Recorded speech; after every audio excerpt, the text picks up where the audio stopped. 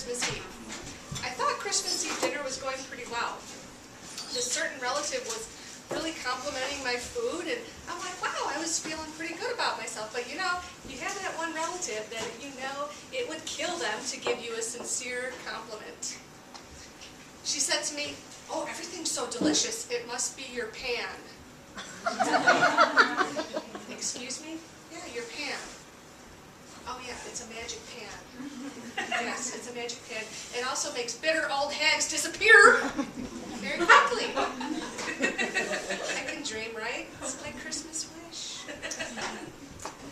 My guilty pleasure is the odd news on the internet.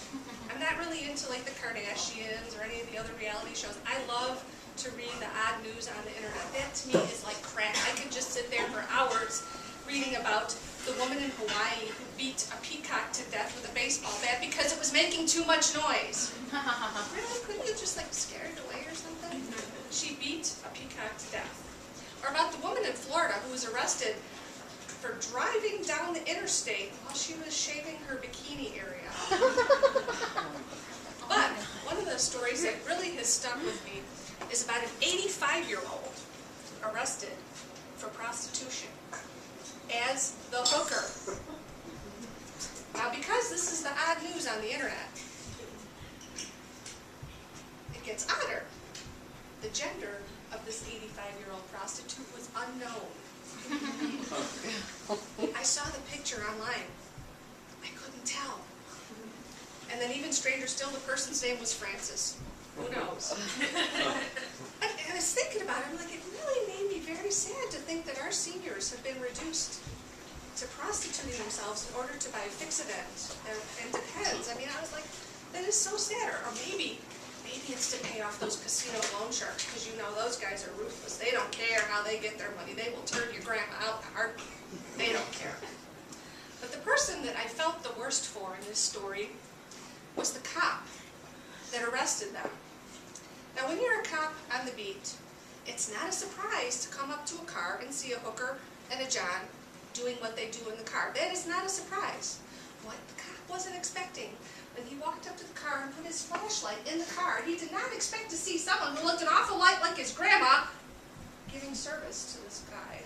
Poor guy, I hope he's going to be okay. And then I started thinking about, you know, they don't really talk about the John. They said there is one, but then I'm thinking about the John. I'm like, what kind of a sick twist sees an 85-year-old walking down the street on the stroll and says, oh yeah, right there, that's the one, yeah, you're my baby tonight, come to Papa. I mean, who does that? And I was thinking, well, you know, Patty, maybe you shouldn't be so quick to judge. Maybe, just maybe the John was like 98 years old. So 85 is like hot and young, you know. For Hugh Hefner, that'd be all right too, but, you know, he likes him a little younger though. But, you know, so I thought, well, maybe, you know, maybe the old guy was like going through his old sport coat and he found a 20 and a Viagra in his old sport coat pocket, and he figured, what the hell, I'm going to go out with a bang. I hate two things in this world. I don't like to use the word hate, but there are two things in this world I hate. I hate cheap booze and I hate cheap lingerie. Because, you know, that cheap booze will creep up on you worse than a $2 thong. It's just bad. And it looks like hell the next morning. Has anybody here ever been to a lingerie show? You know, they get those at some bars, you know, the really fine establishments. Ever been to a lingerie show? Well, if you've never been to one and you think, oh, that's got to be kind of like the Victoria's Secret runway show. Oh, no. That is definitely more like the Walmart crack whore collection. That is definitely more like it.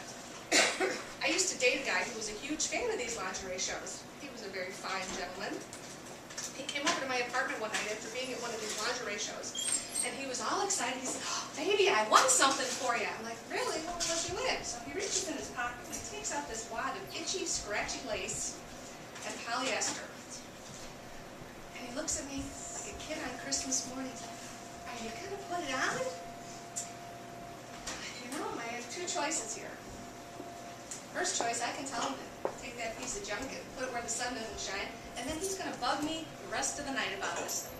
Or I can put it on, and in 2 2 seconds, it's going to be on the floor where it belongs, and then I can have the rest of my night in peace.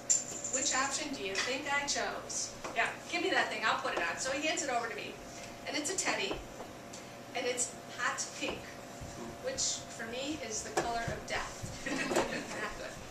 And I hold the teddy up to me, and the knees, my knees, the crotch is down by my knee. And the top part, well, the top part's not going to be any better, but you know what? I'm going to put this thing on because I'm a good woman.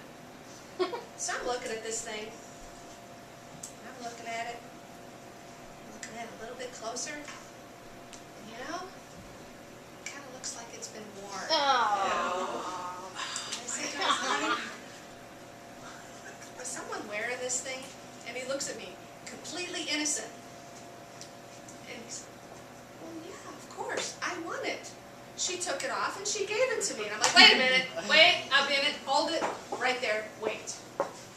I said, you mean to tell me you want me to put my very delicate parts where some nasty woman's had her mud flaps? Is that what you're saying to me? And he looks at me, deer in the headlights. He's like, oh, yeah? Like, you know what? This really isn't my size.